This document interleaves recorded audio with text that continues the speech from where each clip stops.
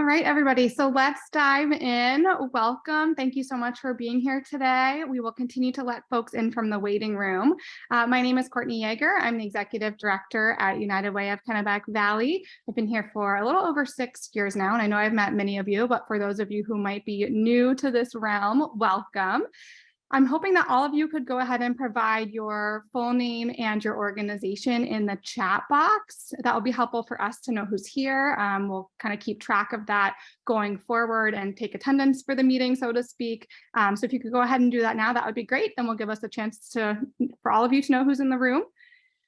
If you are not currently receiving any direct emails about this process, maybe someone in your organization forwarded you this invitation, please notify Michaela on our team. Her information is going to be shared a couple times throughout this process, so make sure you grab that from the screen. We want to make sure we have updated contact information on our end.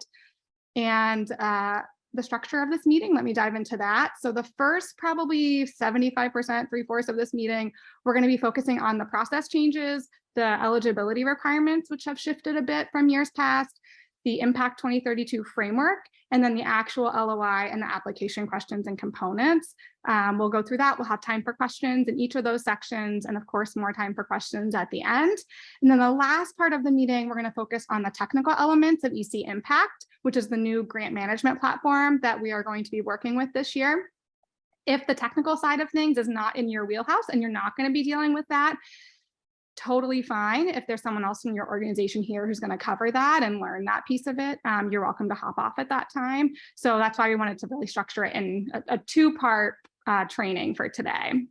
I have two United Way of Kennebec Valley colleagues with me here today. I'm going to ask them to introduce themselves and their roles at United Way, as well as how they're going to be involved in our community investment process moving forward. So let's start with Michaela. Hi there, I am Michaela Dubay. I started here at United Way about a month or two ago. I will be helping in this process with all of the technical support if you have any questions on the new portal. But my role here at United Way is actually finance and administrative assistant. Great, thank you, Michaela. And Caitlin. Good morning, everyone. My name is Caitlin Pushard, and I am the Director of Community Impact here at the United Way. I've been here about a year, and I am going to be your go-to person for any questions around e-CImpact 2032, especially as you start this process and go through the application. If you have any questions about the overall project or how you might align, I would be the person you communicate with, and I'll be helping with the overall management of our community investment process moving forward. Great, thank you, Caitlin. Now I'm going to ask Michaela if she would share her screen. We do have a PowerPoint presentation, so we'll start there.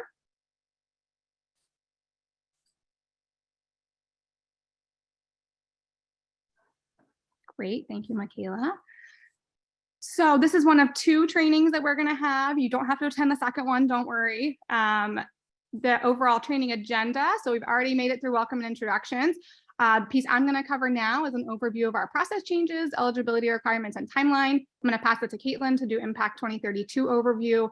Then we're going to really dive into some of the content of both the letter of intent and the application for funding. All of the questions for both application pieces are now available on our website for a preview in a Word document.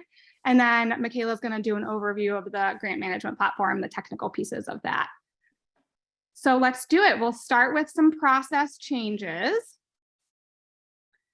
So all programs must apply this year. So for those of you who've never applied to us before, this probably means nothing to you, but for those of you who've been partners with us in the past, we are not doing 2-year carryover funding. We set the groundwork for that to be the case last year when we announced we were going to do rollover funding for 1 more year for everybody. So everybody does have to apply this year, even if you received funding last year. And you will also not be able to apply for the same program next year. So all of these applications that are being submitted are 2-year applications. You won't have to come back to us next year and say, I'd like to extend my funding for a year, which is how we've operated in the past. They're automatically all going to be 2-year funding. The next time you'll be able to apply for this specific program is in January of 2025. We are only going to be doing the community investment process every 2 years moving forward. So ideally, that would be 2023, 2025, 2027, that your application would actually be due.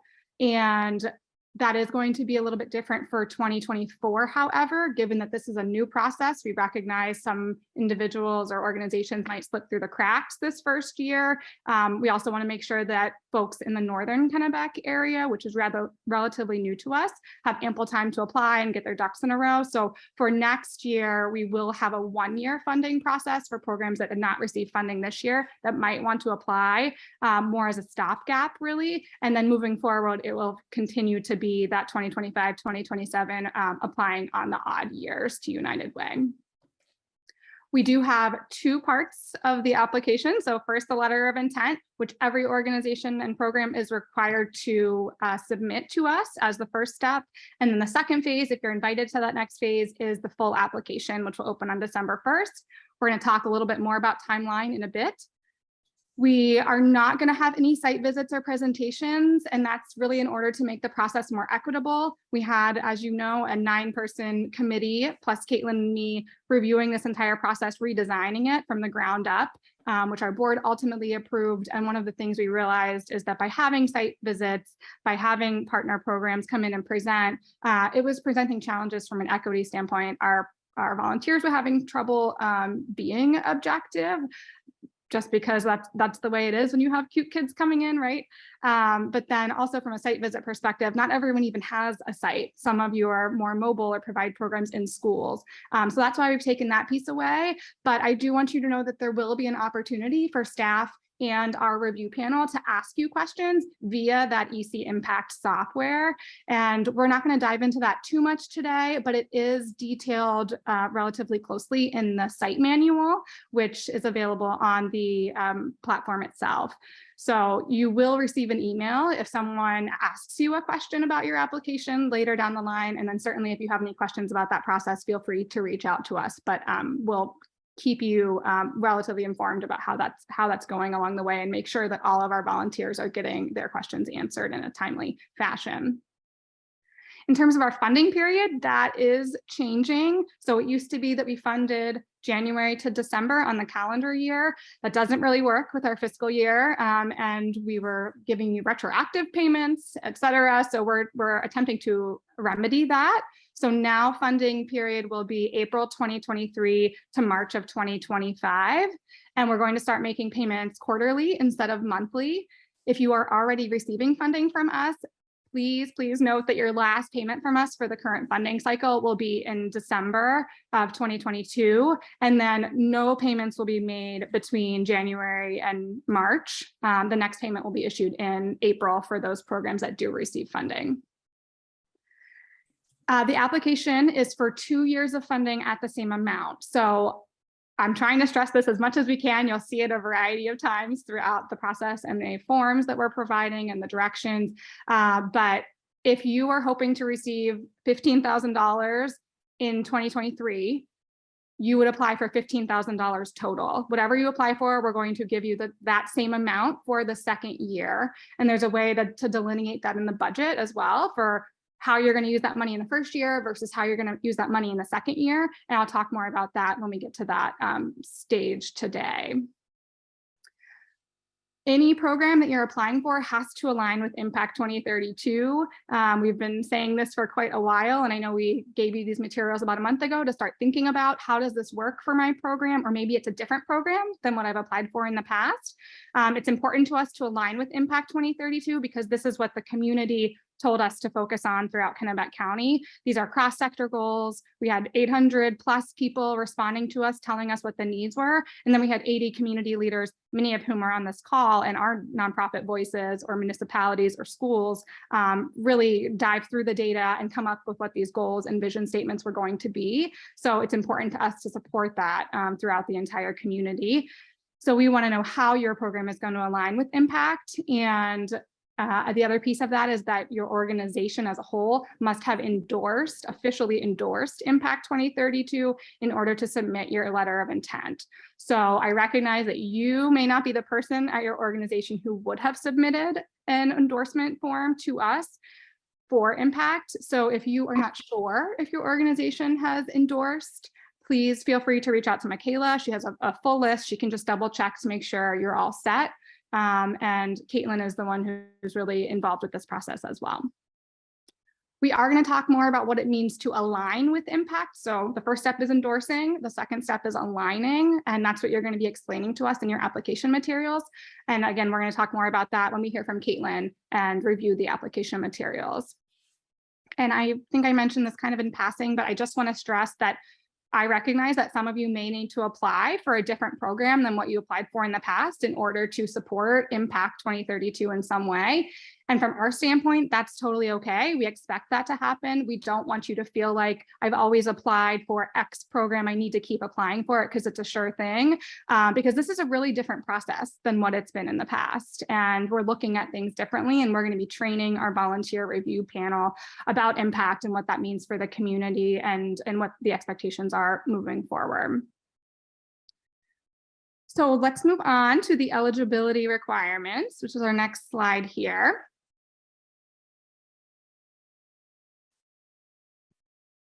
Michaela, thank you.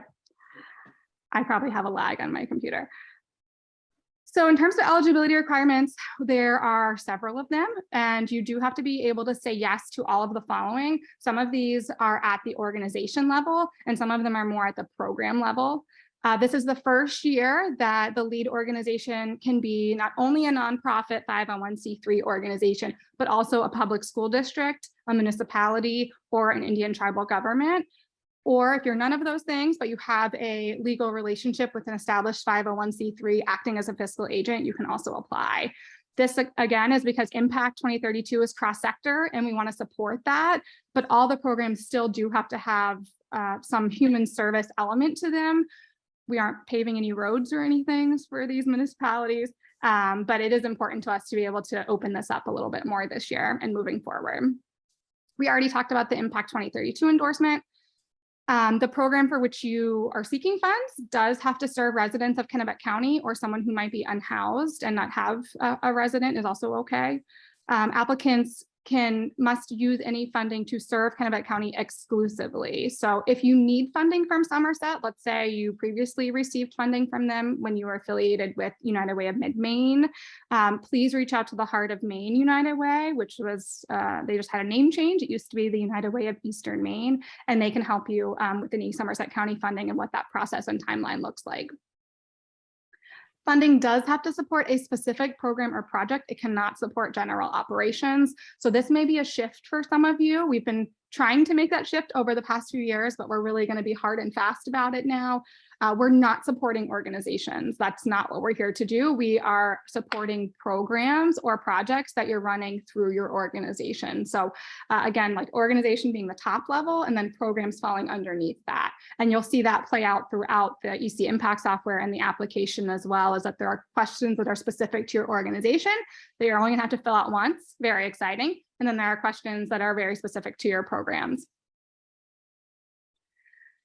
The amount that you're eligible to apply for has changed. We've never really had a minimum or maximum, but we realized that just by virtue of programs having been partnered with us for decades, some programs were really creeping up, and we really wanted to look at the equity of how we were disseminating the dollars we raised throughout the community.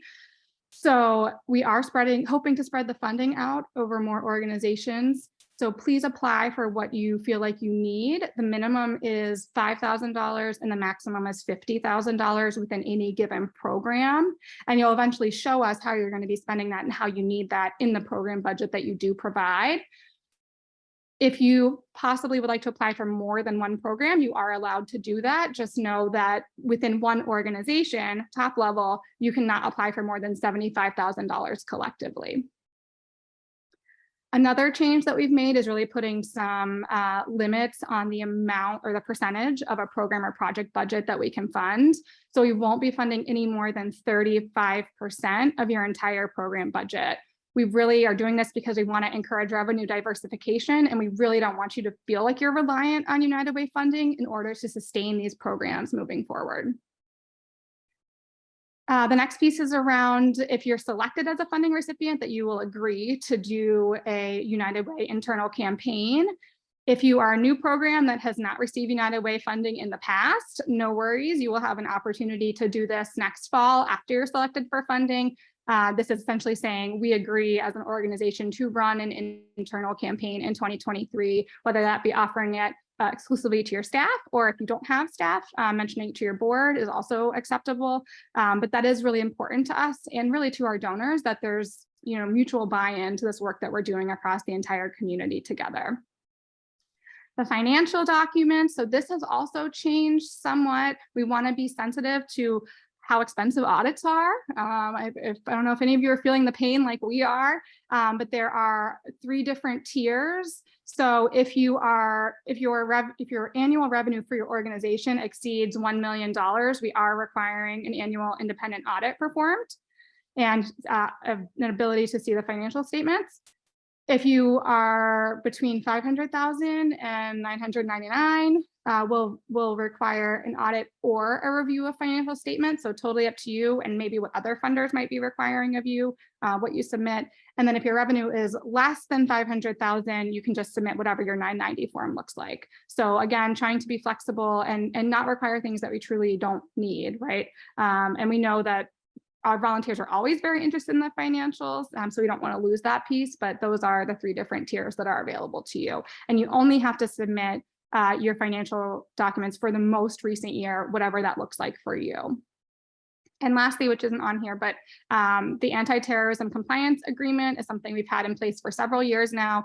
It's just essentially saying you're operating consistent with applicable federal laws, and we'll make sure to collect that as one of the attachments in the final application, but you do have to signify early on in the eligibility requirements that you are in compliance in order to move forward with the LOI.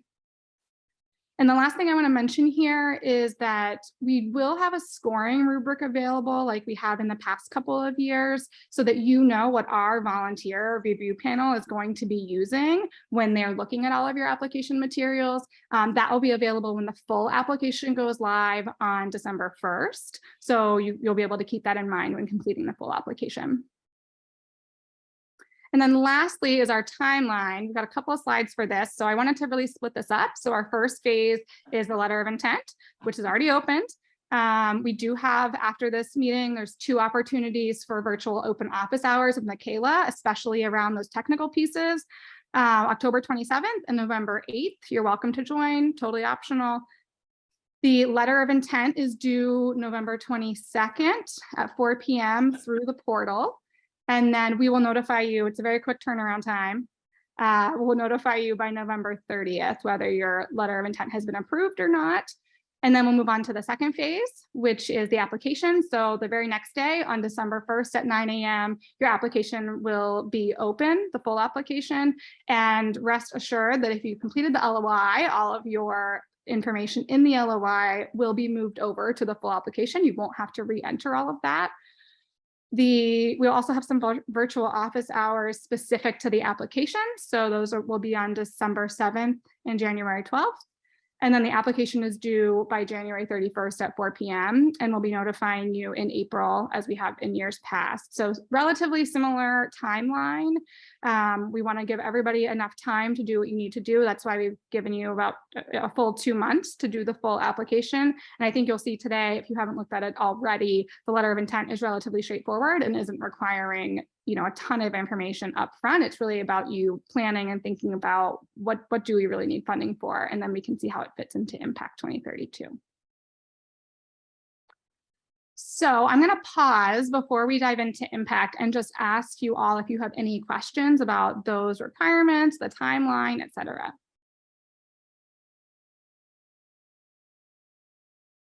Don't be afraid to unmute.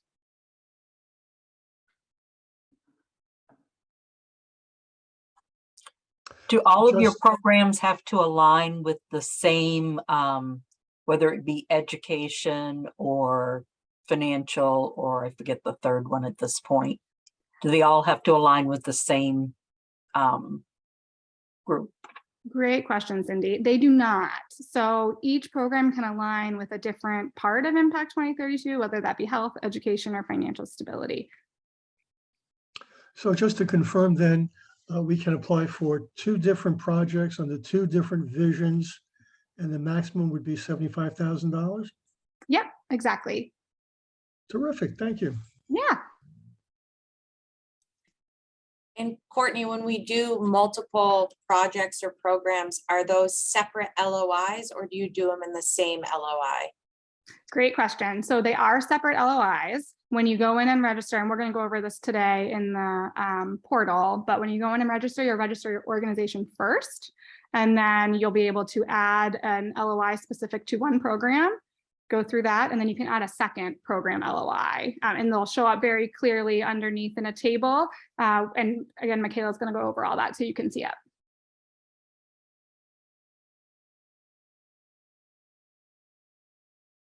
Okay, well, like I said, plenty of opportunities that will pause and you guys can ask questions. So I'm going to turn it over to Impact and ask Caitlin to cover that piece.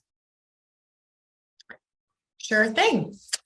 So Impact 2032, I think hopefully most of you have at least heard about it by now, but I'm just going to do kind of a brief overview about what it is, why we are doing it, and kind of review some of the goals at this point.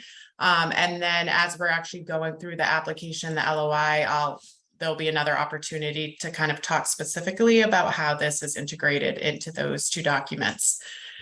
So what is Impact 2032? It's a 10-year community-wide goal setting process for all of Kennebec County.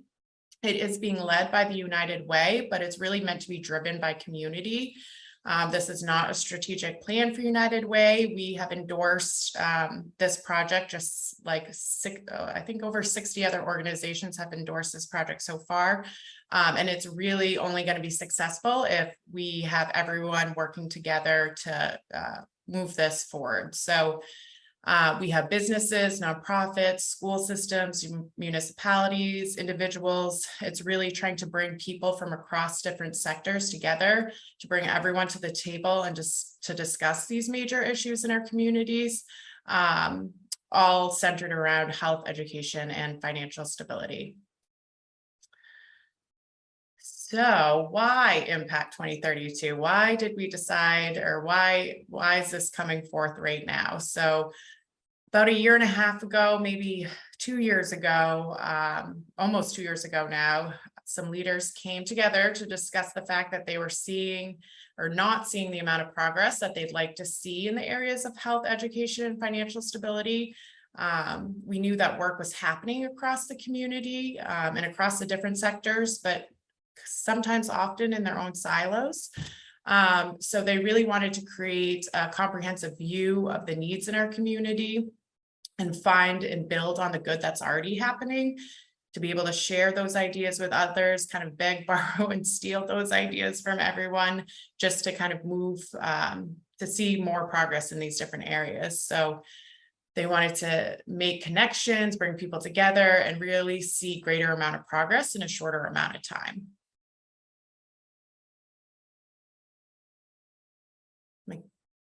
Okay, so as I said, almost 2 years ago now, which is crazy to think, these leaders and people from across the community, all of Kennebec County, came together and put in a ton of time, effort, energy. There was a ton of planning and research that started this process. So there was community conversations across the county, questionnaires that went out through our partner programs and other means to try to gather as much information as we could and really hear from the people living in Kennebec County. We use this information to create white papers on health, education, and financial stability to really give us a really comprehensive view of what was happening in our communities. Next, we created a council led by Chuck Hayes and Katie Doherty, and they really oversaw the entire process, as well as our 3 expert panels and marketing committee. At the end of bringing all of these groups together, we had over 60 leaders, over 80 leaders, excuse me, representing over 60 organizations from across Kennebec County. So as a result of their hard work, we developed 3 vision statements for health, education, and financial stability. And we will review that in the one for health. So the vision for health, it's really focusing on changing behaviors, having access to services, and removing any barriers to health and being able to achieve optimum health. So the expert panel and council overseeing this process really felt that years of potential life lost was a good representation of what that goal meant. And there are more details about what the outcomes are beneath that, as well as the measurements that we're using to gauge progress over the next 10 years within the vision details document. For education, again, the expert panel and the council overseeing the project felt like they really wanted to focus on early learning experiences prior to kindergarten. So really looking at literacy, school readiness, social and emotional development, as well as basic health and safety needs, and really thinking that the measurement that best represented that kind of a reflection of being able to achieve all of those things were third grade reading scores for Kennebec County. And then financial stability, this vision statement really focuses not only on employment, but individuals, adults, and families having the income and resources that they need to achieve financial stability.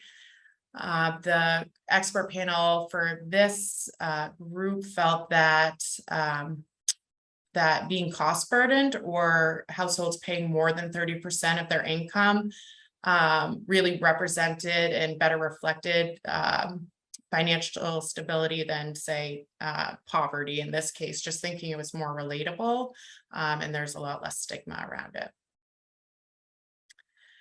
So now that we had gone through this whole process, done a ton of research, gathered all of the information, developed the goals, developed the vision statements, and identified all of the measurements, what are we going to do next? So there's 3 steps to joining e-CImpact. The first is to endorse.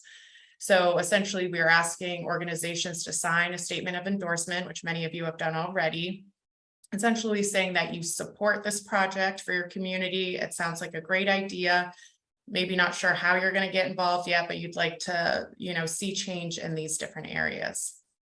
Next, or the second step is to advance the project. So by aligning your organizational practices to further the progress in each of these goals, that's the piece that you'll be talking about in these in this application.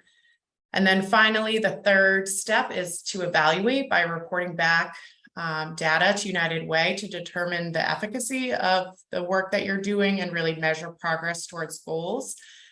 As part of this process, we'll be asking you to describe the ways in which you plan to align your programming for which you're requesting funding as part of the LOI, and more specifically, what vision statement outcomes and strategies and measures you'll be using to gauge progress towards your goals. We will review that in more detail later, but just to kind of give you an idea.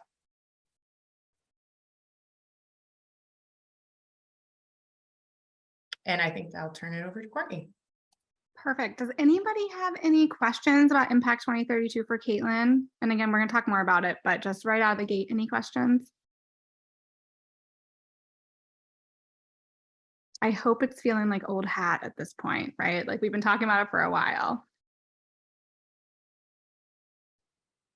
Okay, so we will move on then. We're going to dive into the actual letter of intent content as well as the content for the application. So let me share my screen with all of you. All right. So let's dive right in. So I want to stress, first of all, this do not submit link or line at the top. So this is just for your reference. You cannot submit this as a Word document or a PDF. This is for you to plan in advance, to really count out your characters in here. We do have character counts for the majority of the questions. Anything that requires an extended response. All the character counts do include spaces, which is a question that we have received a couple of times. But again, this is for your reference, and we encourage you to either use this, or if you feel comfortable going right into the system, absolutely do that. But this is a place for you to see everything in one spot. Here's the timeline, again, when things are due. So November 22nd at 4 p.m. for this first phase. And this is, here's one of my reminders about how you should apply if you want $15,000 in 2 years. You apply for $15,000 just for that first year, and then we'll apply it for the second year. And then here's the link when you're ready to go in and sign up as your organization and then start filling out the LOI. This is the link that you follow, which is also on our website and the email we sent, et cetera. So diving right into the questions, at different points in the application, you are going to be required to verify that you meet the eligibility requirements, which we reviewed earlier. There are 2 places where you're going to do that. So one is as an organization. Some of those are specific to the higher level organization, and then some of them are specific to the program. So confirming, for example, that you're requesting between $5,000 and $50,000 for the program. So you'll see those broken out, but it's not like you haven't seen them all collectively together. And once you register your organization, it will pretty much automatically move you on to the letter of intent piece, which we'll see today. And again, I want to stress the difference between the organization and the program, which you'll see throughout here. So just be paying attention to that language. When you see organization, we really mean your higher level organization or agency. And when you see program, it's really what's beneath that. So I feel like I've stressed that about 500 times, but you can't stress it enough because I know that it's confusing. And we're trying to make it as clear as possible for you guys. In terms of organization and contact information, so some of this information is going to be carried over automatically from when you register your organization at the onset of signing into this platform. But these are the different pieces in this section. You'll have to choose what type of applicant you are, nonprofit, public school, municipality, or Indian tribal government. Whether you have a fiscal agent. If you do have a fiscal agent, you'll have some additional questions to fill out. Your fiscal agent might be the only tax ID or EIN that you have access to, and that's okay. If that is the case, then down here, you'll enter that same tax ID or EIN again. But again, your fiscal agent and your organization might have totally different tax IDs, so that might be the case as well. So just be paying attention to that. Your organization name, your website, your primary address. Does your organization have a separate mailing address? That'll be a question that's eventually asked. Your CEO, executive director, your contact information for them. So name, title, phone, email, your board chair, name, phone, and email. And those are just kind of the basic questions. And then we really dive into the meat of it. So for the LOI, you'll need to enter your organization's mission. And this is where we start seeing those character counts here. So character counts, not word counts. And there are some, if you aren't doing it in Word, or it's easier for you to just look at character counts online. There are some, if you just Google character counter, you can copy and paste things in so you can see exactly where you're at with the spaces and everything, but there is a way to do that in Word as well. Organization description, so 750 characters for this one, just an overview of your organization. And again, note organization, not program. We're at the high level still. Describing how your organization strives to promote diversity, equity, and inclusion among staff, board, and volunteers. This is a question we've had for several years on our application. Does your organization have any legal processes pending? If you do, give us an explanation. If you don't, you can just put no, and that will be all you need to type into that box. And then organizational budget information. So at that higher level, what is your total organization funding from United Way? So Maine General, I'll just use them for an example. We fund several different programs at Maine General. They would look at across all the organizations that are currently being funded by, or all of the programs that are currently being funded by United Way. How much is that collectively? And then we also want to know your organization's total annual budget. So all that you have to put here are just dollar amounts. You're not going to have to submit any attachments for this LOI application at all, including any budget attachments. So after you've completed this organization section, that will be the only section that's on your application at that point, but then you have to go and add a program. So like I was saying to Ashley, you'll add programs and then you'll fill out their letter of intent as part of a total package for your organization. So the first step is to do your program registration form, which is similar to your organization form, but it's much shorter. So you'll enter your program name. If there's a program primary contact, if this is the same person as your application primary contact, totally fine, just re-enter that information. And then an address, you can copy the address you already entered, or if it's a different address, maybe your program is at a different site than your main office, that's where you would enter that information. And then the email address and the phone number associated with the program primary contact. So who runs that program at your organization?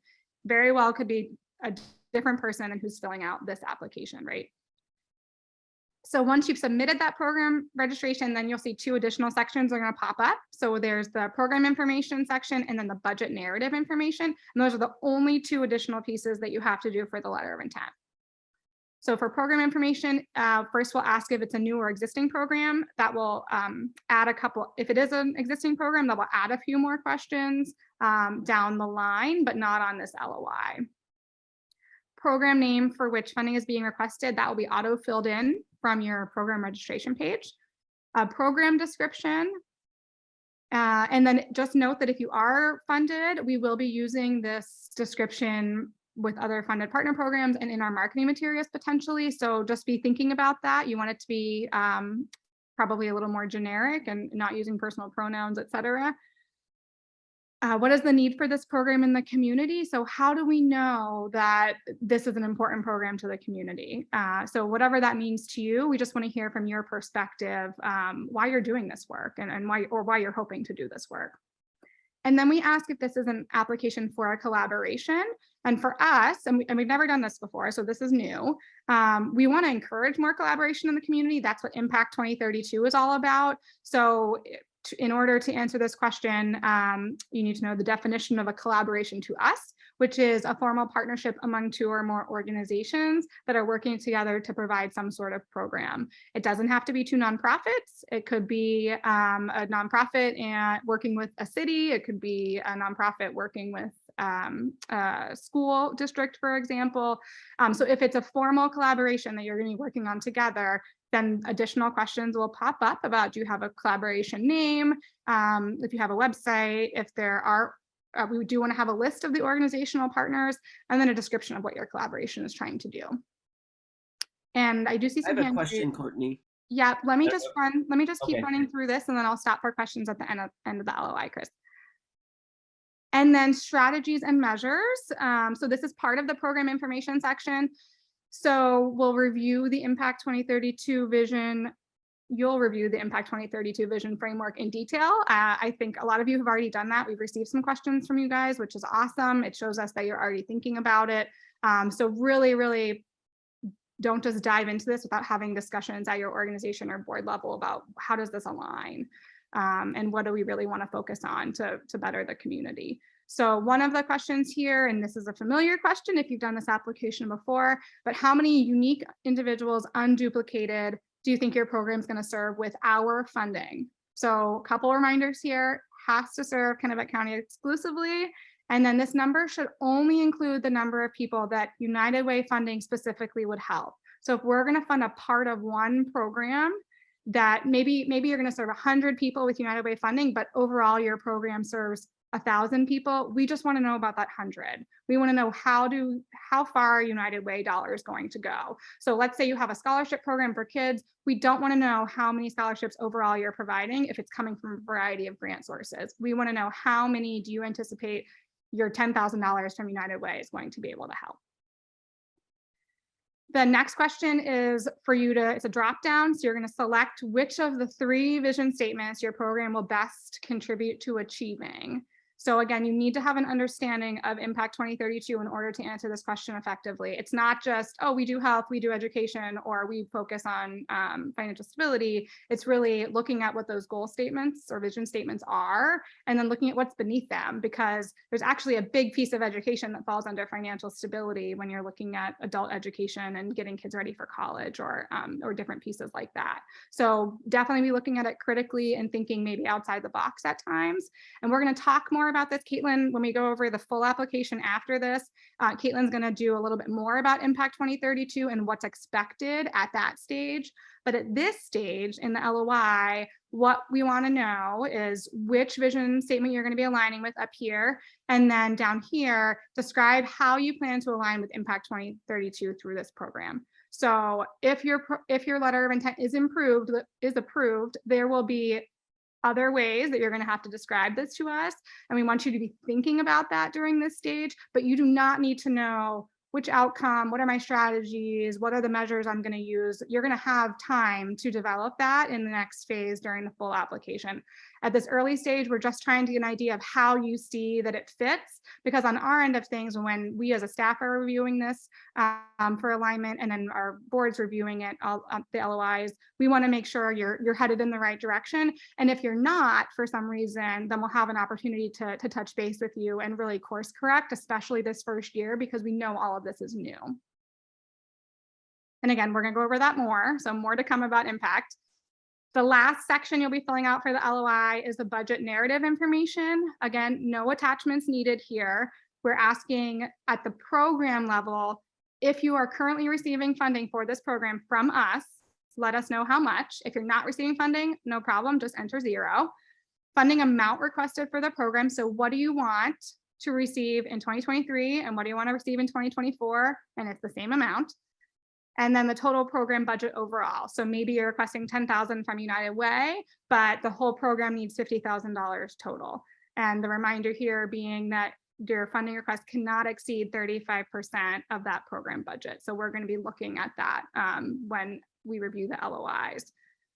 And then lastly, in just a few sentences, tell us kind of a narrative of your budget. Like, how do you plan to use these funds that you're requesting? We don't need line items, again, no attachments, but we're just kind of looking for an overview at this stage so we can get a sense of what you're really going to do with these dollars.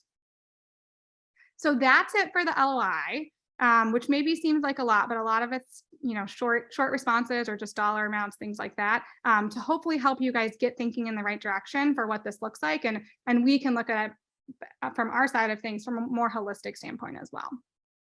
So I'm going to start with Chris with questions. And then if you have questions, feel free to raise your hand or chime in after that. Thanks, Courtney. This is great. I had a question about the collaboration. Are organizations allowed to collaborate for one request, but have a separate independent request on their own? Yes. So if we have any, yes, you are. Absolutely. If we have any issues with the $75,000 max, we'll probably deal with that on a case-by-case basis. Typically, it would be the organization that's serving as like the lead organization. It would count towards that. But I know it's not as cut and dry. I've already had a couple questions about that. So if you have questions that you feel like I'm not answering, feel free to reach out, or just unique situations. We're always happy to walk through that. Great, thank you. Yeah. Joanne? So we do not have ongoing funding from United Way. We did have an innovation grant. I'm assuming that means no, we don't have funding, but I'm checking on that. Oh, that's a great question. I would say if you're applying, this doesn't apply to very many of you, but if you are applying for the same exact program, I would include that. I think that would be helpful for our group to know. I mean, we can obviously provide that context as well. But if you're applying for a different program, then I would say, obviously that's a no. Okay, thank you. Yeah, thanks, Joanne. Other questions about the LOI? All right. Triana? Hi, yeah, I have a question following up on the collaboration. Is it that the collaboration needs to be part of the request, or if you're collaborating in general with an organization? So this is specifically if you have a formal collaboration set up. If maybe in some cases you might have a formal memorandum of understanding with that organization. We've had a couple collaborations apply to us through the Innovation Fund, but it's not meant in the sense of, oh, we are also working with the Augusta Food Bank to deliver food to our kids, unless that's really a formal partnership that's part of your program and your program delivery. That's what we're asking for here. There is a point in the full application, and we'll go through that question in the next stage, where we do ask about like, how are you partnering in the community? So there are two different levels in our mind. This is really a formal collaboration. You have to have this other program or this other organization working with you in order to do program delivery. Okay. Thanks. Cindy? Yes, my program doesn't always get funds that we then use to support the different projects we do. We sometimes get donations of the, because we do school supplies and that type of thing. So we sometimes get donations of products. Do we just focus on the money that's donated that we expend for budget, or is it all donations? So for these purposes, and you'll see that in a budget as well, but we are only looking at dollars, not in kind. In terms of like the 35% piece. Great question. Ian J. Sure. Good morning. In terms of providing the total program budget amount, is it going to be okay if there's some variation? Because from the letter of intent to the application, as long as we don't vary from that more than 35%, as long as we continue to adhere with that, is it going to be okay if there's some movement? Because there might be for us, because we wouldn't have our detailed budget ready yet for at the LOI point. Yep, I think that's a great question. Yes, we anticipate that some of that will change. You are going to have to provide, obviously, the program budget. We have a form for that, which is in the next document. But then you are going to have to attach also your organization budget. We recognize some of that might be shifting over the next couple of months, so that's okay. The piece that really can't change is the amount that you're telling us you're going to apply for. Got it. Thank you. Thanks, Jay. Christine? Good morning. First of all, to you guys, I mean, thanks for taking all of this on and moving us forward. And we're all probably just absorbing a lot. I was on the website looking for this, what you're sharing on screen now, all these instructions that are specific. Is that on the website? It is. There's a section that's titled Essential Applicant Resources on our grants page. And so there's the letter of intent questions are listed, as well as the application for funding questions. Thank you. Yeah, absolutely. All right, seeing no other hands, I'm going to move on. Let me switch documents here. I'm going to move on to the full application.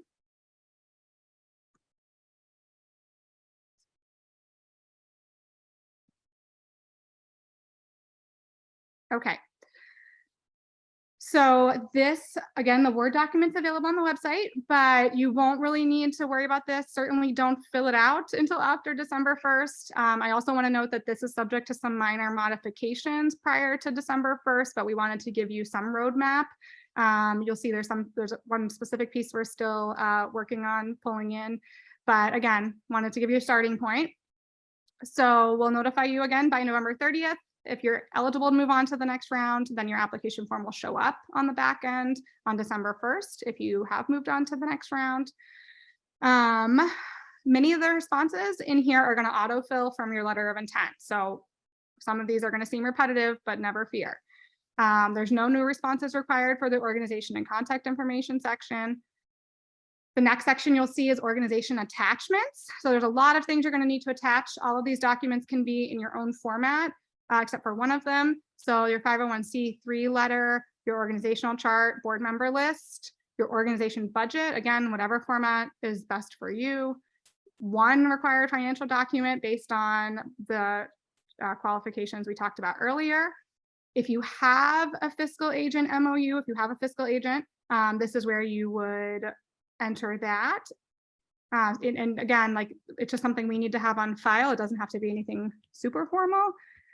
And then the anti-terrorism compliance form. So there's a link to that on our website as well in the text. And then there's a place for you to download that in the portal as well. And then you'll re-upload it once you've signed it. But again, none of that for the LOI. This is all just for the second stage in the application that you'll have to do these attachments. So program information, again, some of these are the same, but I'll skip down. I think all the first 4 questions are from the LOI. And then the next question is asking you to provide a summary of the best evidence available that supports your approach. So what we're really looking for is what evidence-based practices support the program that you're laying out for us. You'll want to insert probably some local or national data in this section if you have it, or if there's another program like this elsewhere, what have their results been? So an example of this would be for Innovation Fund, Big Brothers Big Sisters applied for a Bigs with Badges program that has already been done in California. So it was really great in that application to hear, hey, this has already worked in California. Here's some of the data that they have shared with us. So we know that it's worked elsewhere. That's not a requirement that it's been done elsewhere, but I'm just giving that as an example of a way that you can show us of evidence that this is a good path to follow. How are you collaborating with outside stakeholders and partners to leverage resources in your program? So this is that question I was talking about in terms of what are the partnerships you have in the community? How do we make sure that we're not reinventing the wheel or duplicating services? So just kind of describing the partnerships that you have throughout Kennebec County. The next question is, will only show up if you mention that you're an existing partner program with us. So if you are a partner program, we do want to know your current and most relevant data for your program at your organization. So this, in an ideal world, would be beyond just the number of people that you're serving, though we do want to know that information. We also want to know what are the outcomes for these people that you're helping, how many people have been successful with X, Y, or Z, and this can be qualitative or quantitative data, whatever is most descriptive for you in order to tell your story. The next question, again, only if you're an existing program, we do want to know a success story from this specific program. If you can make it, it can be like third person perspective, it can be first person perspective. We do try to use these as much as we can in our marketing materials. And if you do provide a story, it's likely that Michelle, our marketing director, might follow up with you throughout the year and ask you for more information or to clarify anything, or maybe provide a photo. But really, this is your chance to, beyond just the marketing piece, to really showcase to our volunteers what's the impact this is making on an individual person, because we aren't going to be having those site visits or program presentations. We didn't want to lose that piece if you do have those stories to share with us, and if it's something we have funded in the past. So this is your way to do that part of that. Here's the collaboration piece, which again, we'll just carry over. And then strategies and measures. So I'm going to stop here and hand this over to Caitlin, because she's our guru on all things Impact 2032, and let her give you an overview of what it really means to align with Impact 2032 and what you're going to have to do at the second and final stage of the application. And we're going to create a template for you, and that's in the works, but we want to give you an overview of what that looks like right now. So Caitlin, take it away. Sure. So as we mentioned and you saw in the LOI, it was more kind of a narrative description of, how you're going to align. And here in the application is where we ask for more specifics in regards to the outcomes and strategies and measures that you'll be using specifically for impact. So you will have chosen a vision statement that best aligns, and underneath that vision, we are asking that you choose 1 to 3 of the outcomes. Each of the vision statements have 3 outcomes, but it will be up to you and your program to see what is a best fit as far as the number of outcomes that you choose. Your score will not be improved if you choose more than 1. We just ask that you at least choose 1. And if you do feel strongly that others are applicable and appropriate for the work you're doing, yes, of course, include those as well. But just again, a note that you see there is that your score is not improved by choosing more than 1. And again, we just really want you to find the best fit for your program.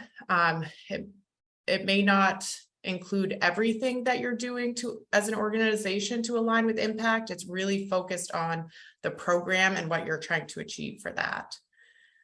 And then beneath the outcome, we ask that you choose 1 to 2 key strategies that you're going to use to achieve the outcome that you've chosen. So there will be a list of strategies that you can choose from that you can see in the vision details document, but you are also welcome to create your own if you do not see a strategy that kind of best aligns with the work you're doing there. That strategy list, when we created it, we knew that it wasn't a complete or an exhaustive list of strategies. We really hope that people will share what they're doing and create new strategies that we can add to the list and share with other organizations. So we expect and, again, hope that people will include and develop their own strategies to include beneath these outcomes. And then beneath the strategies, we're asking that you include 1 to 2 measures. So these are going to be, we're asking for only quantitative measures. So there's some examples there of what that looks like. And again, you can choose 1 to 2 measures beneath each of those strategies of the data that you're collecting. Some of this data you might already be collecting, and some of it might be some new things that you're introducing as part of this new project. So I think there's an example structure kind of lower of what that may look like. We're still, the template for this is still forthcoming, but what's being shown here is if you did end up choosing all 3 strategies, 2 measures beneath each of, if you chose all 3 outcomes, 2 strategies beneath each outcome, and then 2 measures beneath each strategy. So if you chose to use all of them, this is what it would look like. Great, thank you, Caitlin. And as you can see, there's a lot of flexibility in this. Like, really, you have to pick one vision statement at the highest level. You have to pick 1 to 3 of the outcomes that are under that vision, but then you're able to create your own strategies and you have to create your own measurements. So this is an opportunity for us to learn from each other, I think. As you can see, this is the first year we're doing it. We don't want this to be entirely prescriptive. We know that this is going to be pretty organic how it plays out, but this is a structure that that we will be sharing with you in a more codified format. But really all that you have to do, which is noted up here, is you have to pick 1 outcome under your vision statement. You have to provide 1 key strategy, either from the list or one that you create, and then 1 measure that you have to create. We don't have prescribed measures for you. So some of those things might be more solidified in the future. Maybe we figure out how we're moving in this direction as a community, and maybe this does look different in future applications. But for this year, we really want to hear from you guys and what you're working on and how it aligns and how you see yourself aligning with Impact 2032. So this will be a specific template, again, that you will download and then upload back to the site with your information in it. Implementation plan is the next section of the application. It's essentially a 1-page part of the application. You'll fill it in right there. It's not a template, but you'll be able to share with us your expected implementation milestones based on the following time periods.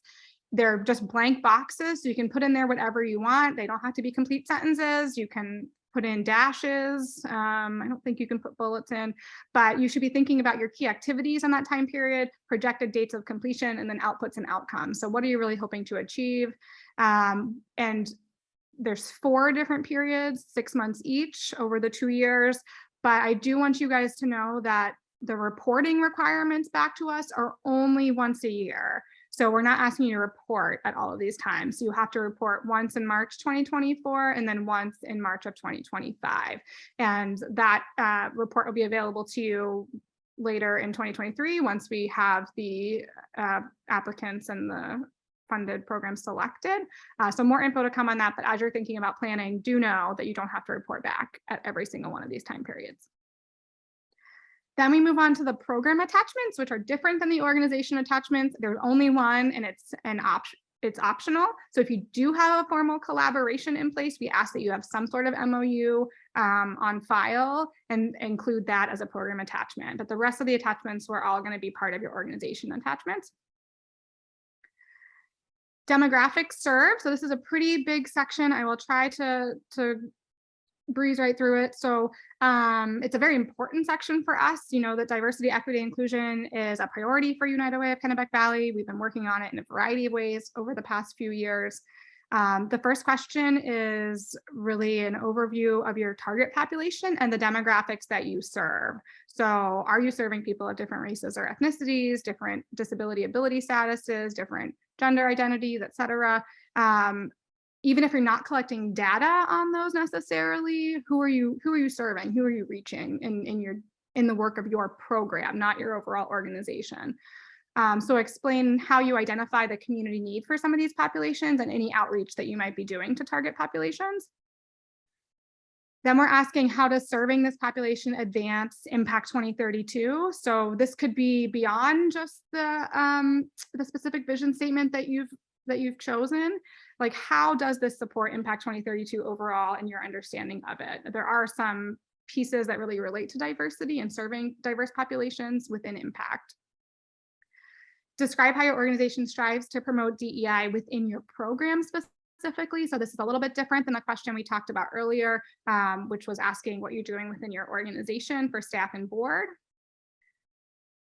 And then this is where we're getting down to the brass tacks. So please indicate which demographics data your program is collecting. So I want to start by saying, if you are not collecting any of these things, that is okay. That does not mean that you will not receive funding.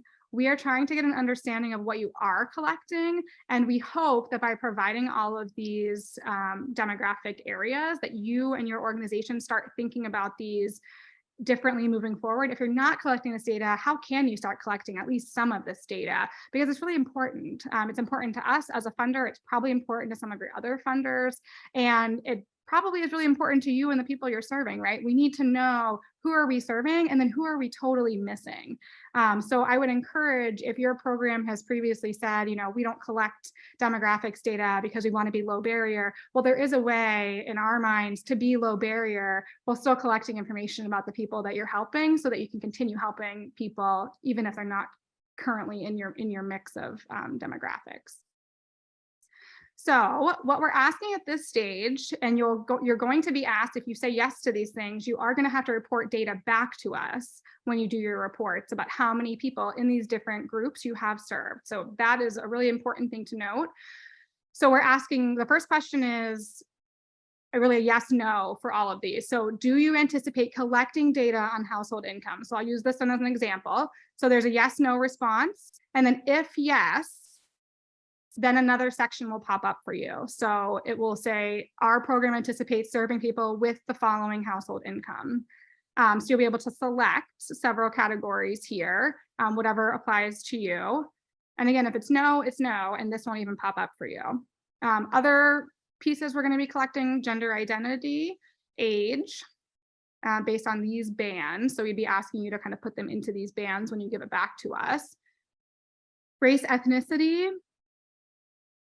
collecting data on geographic area served. So this is a long-standing United Way application question, which we've carried over. It includes all the towns in Kennebec County. It also includes no assigned town, for example, if you're serving a homeless population. So you will have to tell us, if you select this, how many people in each of those towns you're helping on the back end of things. Sexual orientation, data on disability and ability status. We're also looking to see what you might be collecting on primary language spoken at home, as well as whether a person can speak, write, and or read English. And the last question here is veteran status. And then we do want to know if there are other demographics questions that your program collects that you want to make us aware of. Please list those here. A lot of you responded to our recent Pulse survey about this, which was really helpful for us, honestly, in designing some of these questions. So thank you for that. Or maybe if your program collects something similar, but it's not exactly worded this way, we would want to know that too.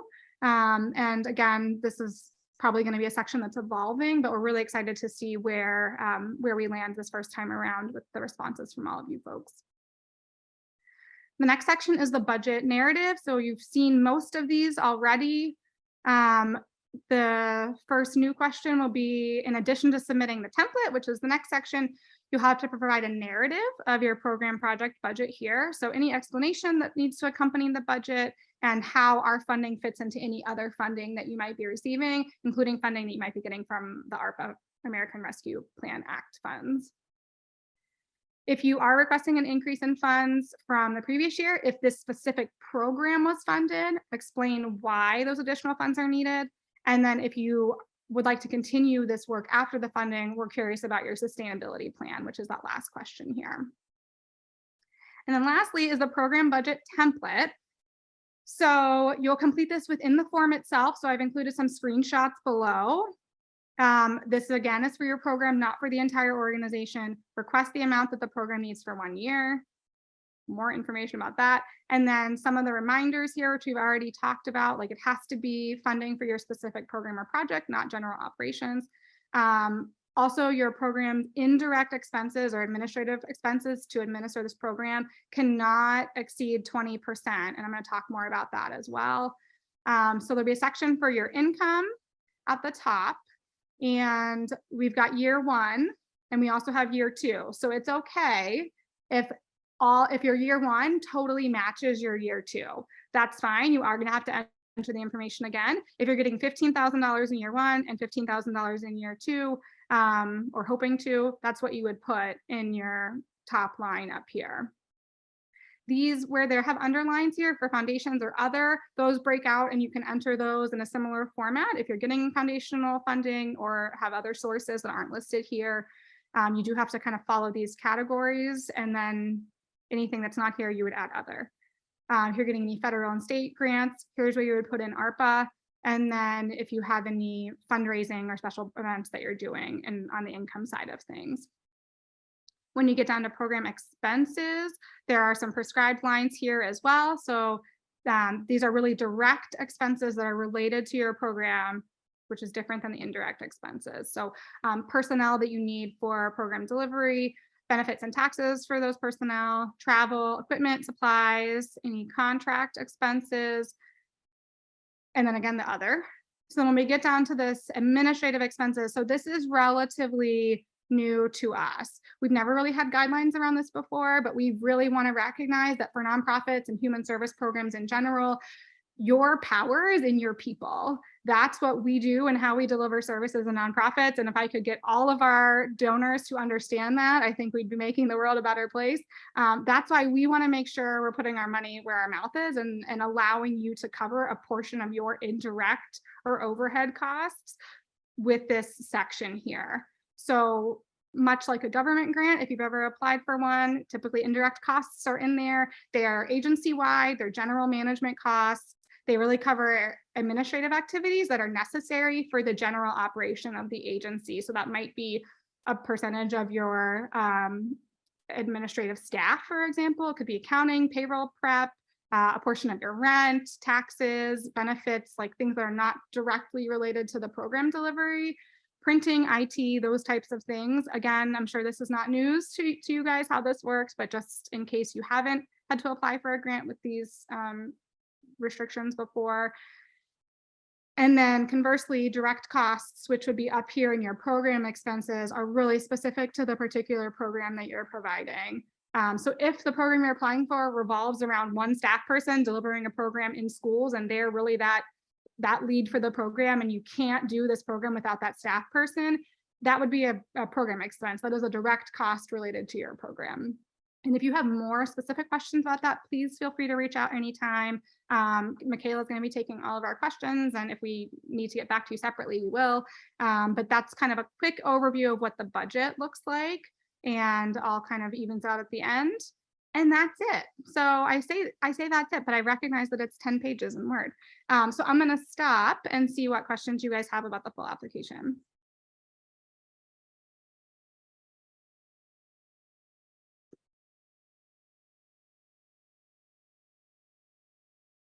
No questions.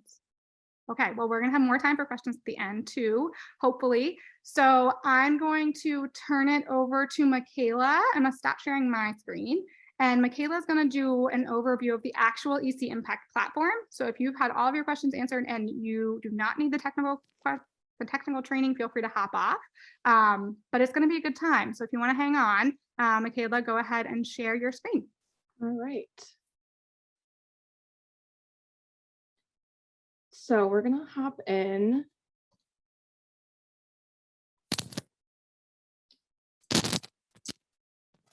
And then before we get started, I do want to just do a quick overview before we jump right in. So here is the main page that you're going to register. We are going to start with the registration. This first registration, Courtney mentioned a few times, we're really having a separation between the higher level organization information and then the program specific information. So I want to emphasize that at this point, we are registering the organization as a whole. We're going to start mostly with that organization info, and then I'll show you later where we register the specific programs. So in this bottom section, you click to start a new e-CImpact account. You're going to be brought to this welcome page first. We highly recommend that you read these eligibility requirements if you haven't already. We've shared them a few different places, but we definitely recommend reviewing those. My contact info will be on multiple places throughout the portal and the website, so feel free to email me with any questions that come up throughout the process. You're just going to hit next, and then this first piece is going to be getting the organization specific information. So first, we're just going to put in an EIN.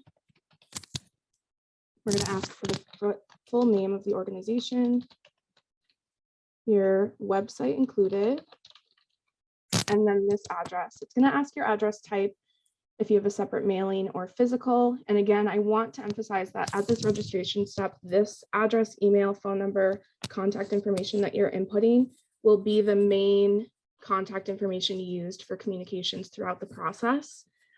Email notifications will be sent through there, but you will have an option once we're in the site to add other contact information.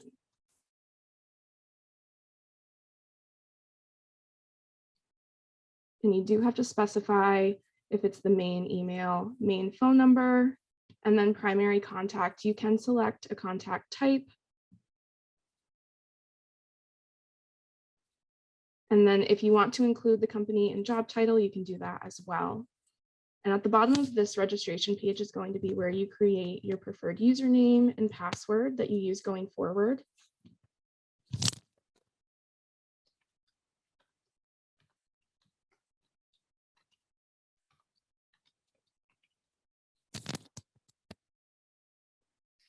All right, and then it's going to bring you to the funding opportunities. At this point, as you'll see, there's only the one funding opportunity for the letter of intent. So you'll select that and then hit next. And it's going to bring you right to the eligibility requirements. And these all are just yes or no. And I do just want to point out while I'm doing this, if you see in the right-hand corner, it will show you as you're entering that the updates are successfully saving. So if you don't see that, you might just want to make sure that you're logged in and everything's connecting correctly. And then you'll hit continue, and it will have you ask you to review the information that you've entered, all of the registration info, and then followed by those eligibility questions that you just answered. Your answers are shown below. And so at this point, you'll complete the registration. And then here you'll see success that your request has been submitted. So you do want to make sure that you do get that confirmation at the end. You can also print this registration summary at this point if you'd like. And then you'll scroll right to the bottom and hit next. All right, so now we're in the portal. So as you're going through this process with the letter of intent and potentially later with the application, this is going to kind of be your home base. So first, to start off, I just want to go through this left side so that everyone's comfortable with navigating through the website.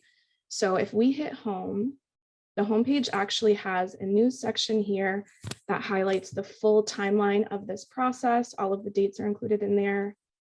Link to the website, and my contact information is here as well if you have any questions or need any help.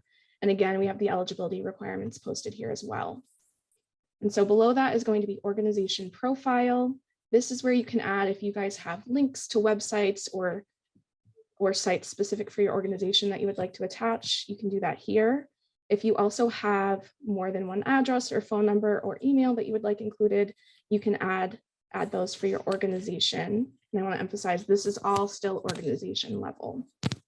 And then below that is contacts. And this is where if you have more than one person in your organization who will be going into this portal to work on their program or on any of it, you can add different contacts here. You will have the option when you add to specify if it's a volunteer or anything like that, and just fill it out accordingly. And then in program profiles, this will show, so if your organization does have more than one program that's going to be applying for funding, you'll see that separation here of the separate programs. And then below that, organization email history truly just shows you all of the emails that have been going through the system. So at this point, we see The only email sent so far has been registration has been approved, and that has been delivered. I haven't opened it, so it doesn't show as opened yet. And then in the section below is apply and report. This is going to be kind of your real home base throughout this process. This is where all of the forms that you'll be filling out for the application, for the letter of intent, all of those will be in this section. As you see, letter of intent is the only thing listed. Later in the process, if you're given access to the application, that will be listed in this section as well. So if we pop over there, it brings us right back to that first page, and we can see below here, we have a form that has not been started yet, but we'll go back over to that in just a second. And then the last box on our left side is the resource center. The first section in there is going to be our training resources. This is the link to the full site manual. So as some of you may have seen on our website, we have a short version of the manual. This will be where you can find the full, very detailed site manual. I highly recommend, if you have any questions or any issues while going through the site, to reference this manual. It has screenshots right from our site. It's very helpful. If you still need help further, feel free to reach out to me though. And then you'll see here too, you can always return to the home page from here, and it will bring you right back to that home page. And then our last section here to review on the left is going to be application documents.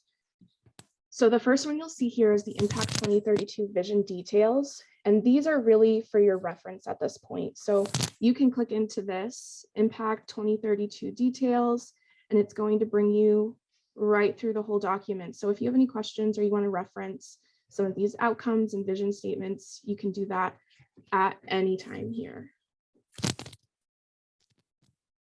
And then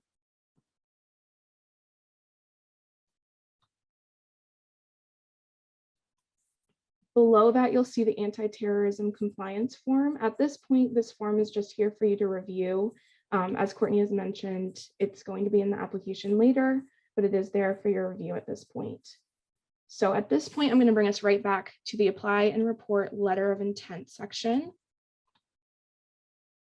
And so, as I had mentioned, below here, we can see that we have one form, organization and contact information, and it is not started.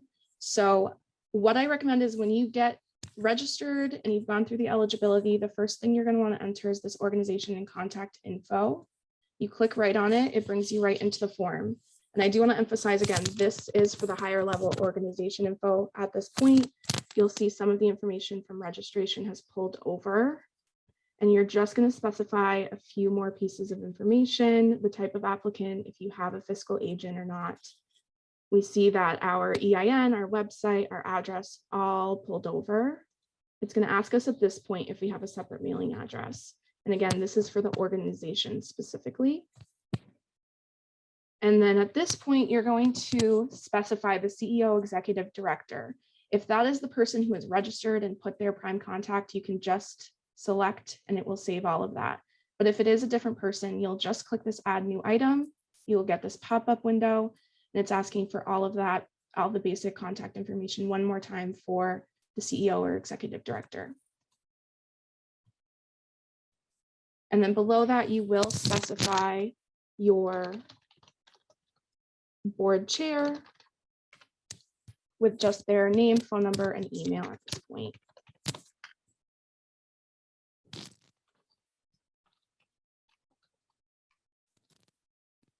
So once we get that additional contact information, you are going to have a few organization-specific questions here. And I will just tab through. It's going to be the mission, the description. It's going to ask how you strive to promote diversity, equity, and inclusion among staff, board, and volunteers. And then if you have any legal pending processes. And then below, as Courtney reviewed earlier, we just have the two shorter budget questions here just for the LOI, the quick total organizational funding from United Way of Kennebec Valley. And again, that's for the organization as a whole, and then the annual budget for the organization as a whole as well. And then below here on all of the forms throughout this process, you'll see the save options. Save my work. If you're filling this out and you want to come back and edit your mission or any of these questions and you're not quite ready to mark it as complete, you can just save your work. You can save your work and return to the previous page. And then there's save my work and mark as complete. So if you filled this out, you're done, you're ready for it to be completed, you're going to save and mark as complete. And then we will see here at the bottom that it's marked completed and ready to submit.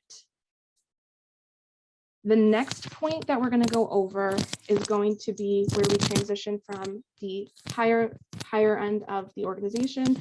And now we're going to dive into the program specifics. So on this main letter of intent page, you're going to add your programs under the second yellow box here. You're just going to click on this and it's going to pull us right into the program registration. So this will be for the individual programs applying for funding.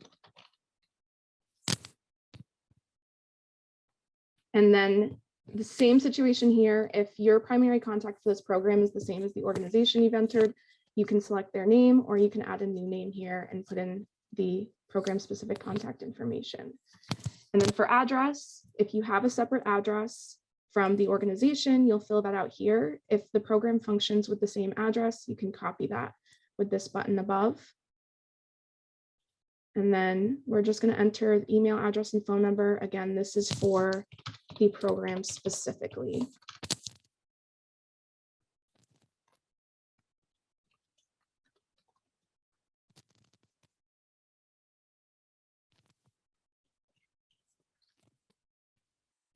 And at this point, we're just going to save and complete our registration. It's going to, just like it did for the organization, it's going to let us review our registration. And first, we're going to answer just a few eligibility requirements. I do want to emphasize these eligibility questions are different than the organizational ones that have already been answered. So you'll want to make sure you read through those closely and answer accordingly. And then we'll hit next, and it's going to let us review the full registration and eligibility again, and we will hit complete registration. And then again, we get that confirmation right at the top in green that our request has been submitted. So we can overview that again. We're just going to scroll to the bottom and hit continue and keep going. And so now at the bottom of this page, we can see our test, our organization contact info is still completed and ready to submit, but we now have our program here in red listed with the 2 forms that need to be filled out for the letter of intent for that program specifically. And I do want to show you, so before we dive into those forms, we're going to add just another program because I do want the organizations with multiple programs to see how that looks different and where you'll see the differentiation between your 2 programs.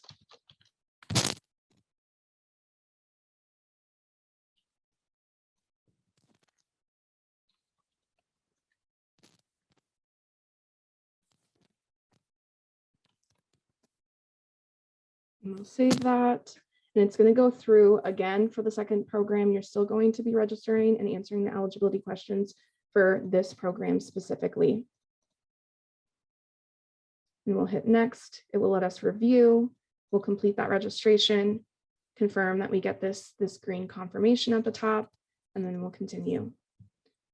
And so now at the bottom, we can see in those forms, each of our programs is listed here. The same forms will be required for each because it's the letter of intent for each program separately. And so if we click into these forms, again, you can click right into here. And then if you wanted to print any of these at any point, there are print options over here to the left. And you also have a viewable printable version of the entire letter of intent here. But if we open up the program information for our first program, we're going to dive right into some of the program information.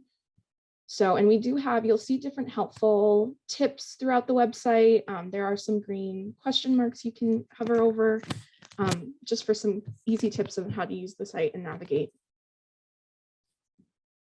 And so here it's going to ask if it's a new program or existing program at your organization.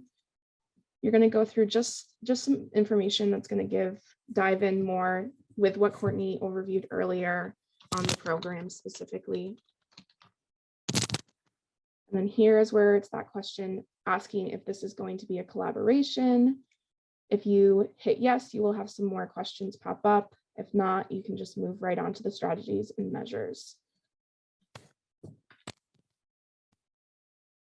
And then here is where you're selecting who you're serving with the United Way funds, and then also just where you think you're going to be aligning with that Impact 2032.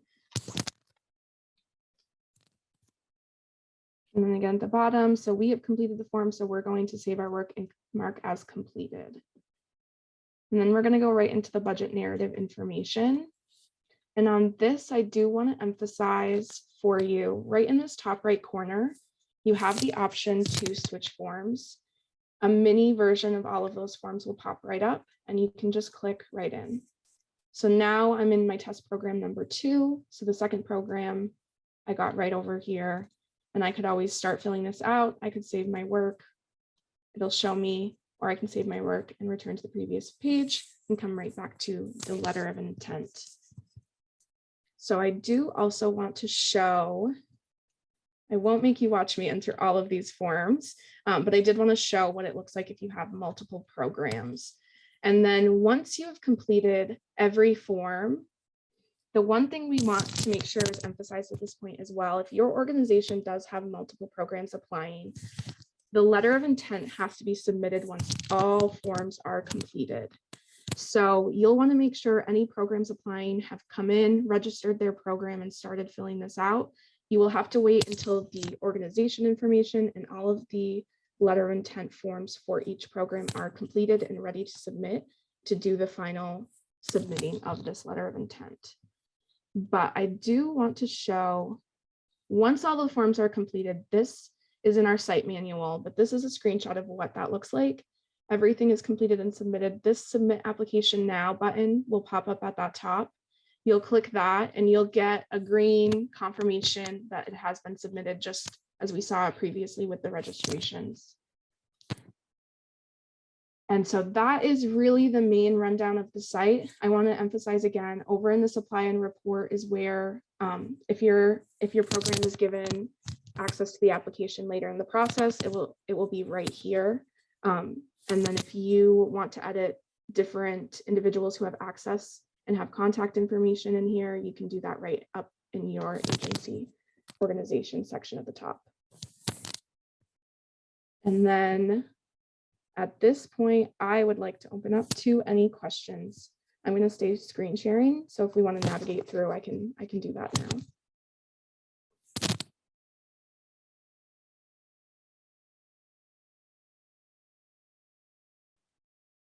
I'm hoping that means it's as straightforward as we were aiming for. So Michaela, if you want to share the PowerPoint again, we'll just do a couple of last minute housekeeping things. And then I know we're right at time, but certainly I can hang around and we can answer any questions that you might have. So a couple of reminders, we have our open office hours that are specifically for tech support with Michaela. Those dates are all here. We talked about them a little bit earlier, but October 27th, so 2 days from now is the first one. And then November 8th, a little bit closer to the deadline. If you want to pop into any one of those, you're welcome to do that. Hop in, hop off.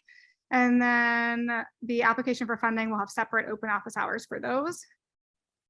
And on the next page, you will find contact information for both Michaela and Caitlin. So Caitlin's the one to reach out to if you have any Impact 2032 questions, Michaela for real technical and process questions. And again, if there's anything she can't answer, she can get it over to one of us. We do want to hopefully have you all keep in mind that we anticipate we're going to be working with over 50 different organizations throughout this process. So if you can save your questions for appropriate time periods with open office hours, et cetera, that's really helpful to us, just cutting down on the amount of administrative pieces that we have to do or individual questions we have to respond to. But again, we know that stuff comes up, so we are here and feel free to reach out. With everything you just heard, what questions do you have for us that have not already been answered?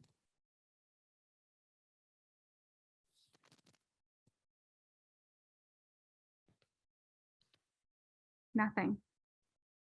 Feel free to unmute yourselves. Hi, Courtney. Hello. You just wanted to talk to me more, didn't you? I know. Hi, everybody.